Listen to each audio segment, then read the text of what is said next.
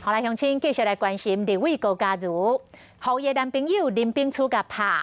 高嘉瑜的律师昨已经甲拍人的证据送到新北地检署。这个证据包括这个高嘉瑜红拍影片，共有19秒。会当看到高嘉瑜是互林炳初拍假，规身躯伤痕累累，流血流滴，天伫个涂骹剩一个溃死啊。清楚了后的高嘉瑜，更加伫林炳初的压迫之下，写自闭书来指控伊的前男朋友马文玉。早起高嘉瑜到立法院，面对记者的提问，再一次感谢大家关心，讲这个案件已经进入到司法的程序，伊无愿意阁加讲了。谢谢大家关心。面对记者的问题，讲真侪摆多谢关心，却无愿意替家己发委屈。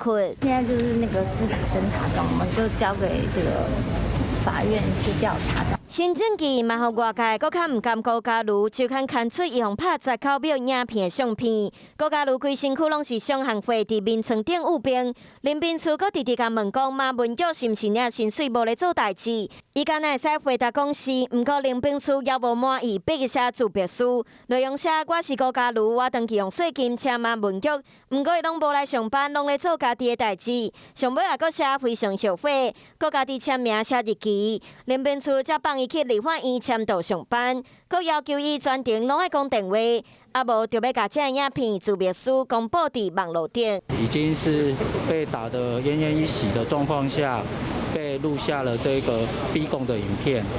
那第二个呢，就是在被录下逼供的影片之后呢，又被胁迫写下了这个胁迫书。另外一方面，高嘉瑜的律师嘛讲，有其他受害者的私密影片已经流出去。我们已经有收集到散布这个亲密照片的证据。希望就是不要再有人像我一样这样，不要再有其他的受害者。坚强面对家己的伤痛，接落来嘛期待这的新证据会使帮助检察官做进一步的调查。